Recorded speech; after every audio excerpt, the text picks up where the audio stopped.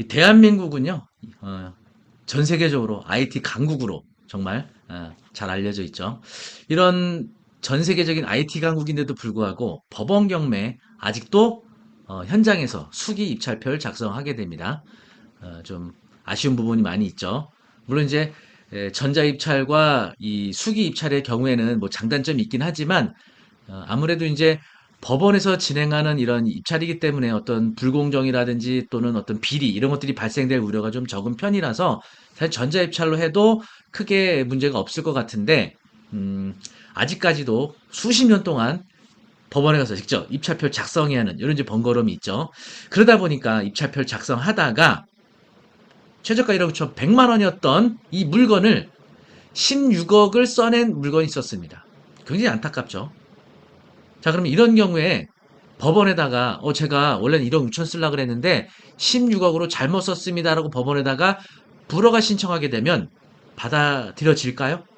만약에 불허가 결정이 받아들여지게 되면 입찰 보증금을 돌려받을 수 있는 거죠. 자, 그러면 이와 관련된 실제 과거에도 사건이 많이 있었거든요. 이런 경우에 법원에다가 소송을 제기해서 어떤 결과가 나오게 됐는지 한번 알아보도록 하겠습니다.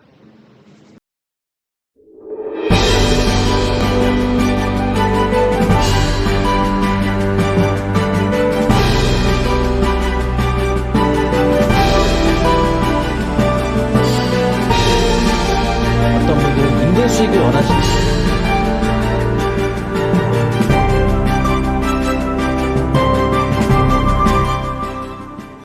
최근 물건인데요. 인천 2023 타경 509440 인천 미추홀구 하객동에 있는 태산 아파트라는 물건이었습니다.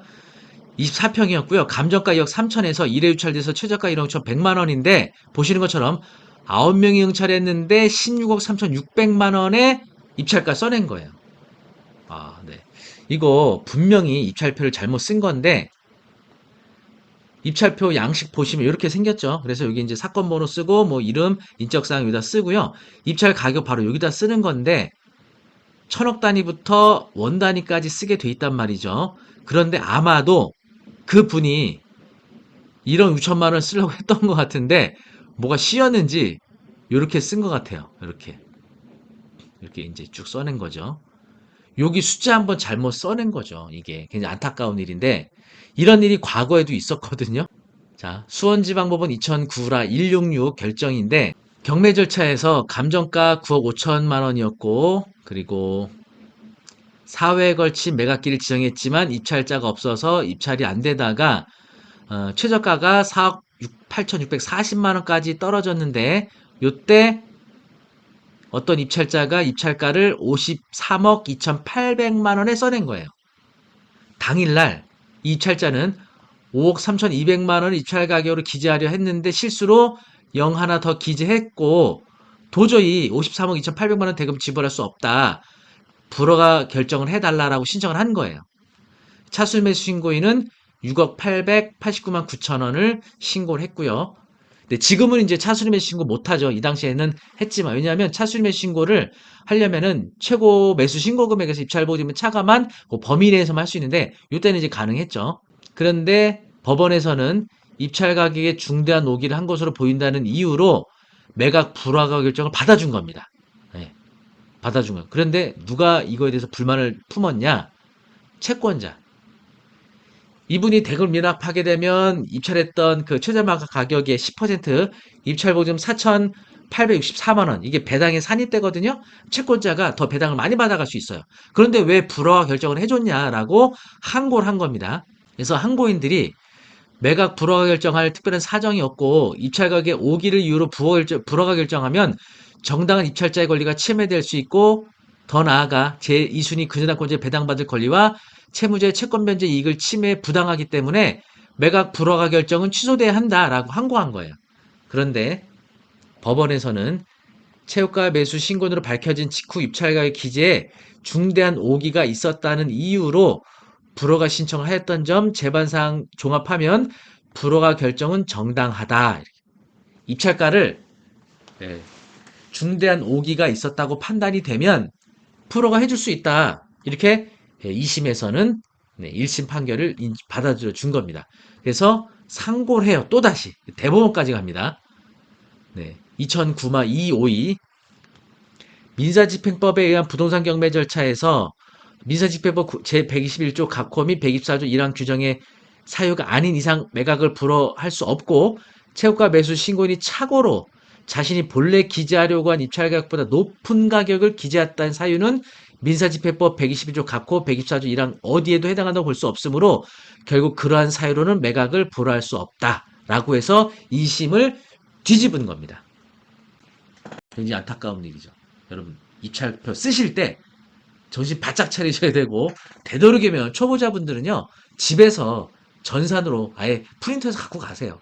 집에서 차분하게 써 가시거나 이 법원을 처음 가게 되면요 초보자분들은 이게 낯선 곳이고 막 사람 막 북적북적 되니까 시간도 정해져 있고 막 임박하다 보면은 당황해서 1억 6천만 원 쓰려고 했다가 16억을 쓰게 되는 일이 꽤 자주 있어요. 저도 자주 보게 됩니다. 그래서 이미 대법원을 통해서 이게 확정이 돼 있기 때문에 내가 입찰표, 입찰 가격을 잘못 썼다라는 사유로 이거 불허가 결정 더 이상 받아들여지질 않아요. 입찰표 쓰실 때 정신 바짝 차리고 쓰셔야 됩니다. 그래서 해당 물건 낙찰받은 사람이 어떻게 했나 일례 한번 보도록 할까요? 보시면 이렇게 최저가 1억 1,100만 원인데 16억 3,600만 원에 낙찰받고 결국은 매각 허가 결정까지 되고 대금 납부 기한도 현재 진행 중에 있습니다. 11월 3일까지 대금을 미납하게 되면 입찰 보증 1,610만 원 몰수되는 일이 생기는 거죠. 안타까운 일이죠. 그래서 간혹 가다가는요. 제3자를 통해서 유치권 신고서를 제출해서 그거를 기해서 불허가 신청하는 경우도 가끔 있어요.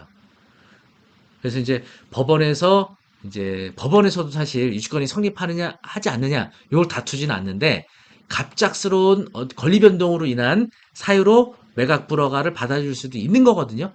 이렇게 하시기도 하는데 뭐 사실 법원에서 이런 일들을 눈치채죠. 이게 입찰 가격을 잘못 써서 불허가 신청하면 받아들여지지 않으니까 제3자를 통해서 유치권 신고서 뭐 성립되지도 않고 있지도 않은 이런 채권 가지고 유치권을 신고해서 그 사유로 중대한 권리의 변동이 생겼다라고 하면서 불허가 신청하는 이런 걸 법원이 알기도 하죠. 그래서 안 받아들여지기도 하는데 간혹 가다 보면 또 불허가 결정이 되기도 하더라고요. 네, 그래서 뭐 있지도 않은 유치권을 신고하고 불허가 신청하게 되면 사실 이런 거는 경매 방해로 형사처벌 대상이 될 수도 있는 겁니다. 예, 함부로 이런 거 막 하시면 안 되죠. 어쨌든 굉장히 안타까운 일이기 때문에 여러분 입찰표 쓰실 때 정신 바짝 차리셔야 되고 연습도 좀 필요해요. 예, 저희가 11월 21일 날 이런 실수 없이 그러니까 권리 분석도 잘해야 되고 법원 가서 입찰표도 잘 쓰셔야 돼요.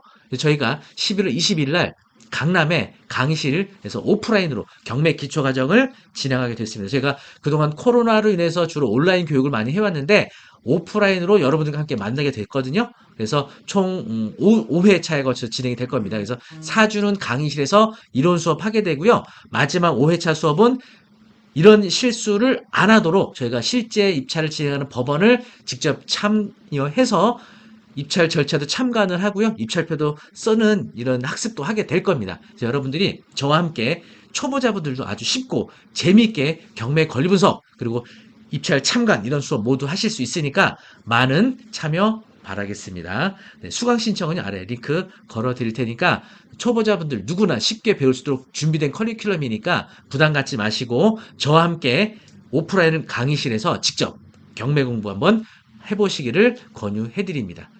1억 전 최저가를 16억에 써낸 분 너무나 안타까운 일이지만 부동산 경매를 통해서 상처받은 것은 경매를 통해서 또 치유받으실 수 있으니까요. 경매 투자를 잘 하셔서 손해보게 된 1,600만 원 입찰 보증금 경매 투자를 통해서 다시 복구하실 수 있거든요. 경매 공부 잘 하셔서 다시 성공적인 이런 투자를 통해서 복구하시기를 간절하게 저도 기대하도록 하겠습니다. 오늘 영상 여러분들 잘 참고하셔서 실수하는 일 없기 바라면서 마치도록 하겠습니다. 감사합니다.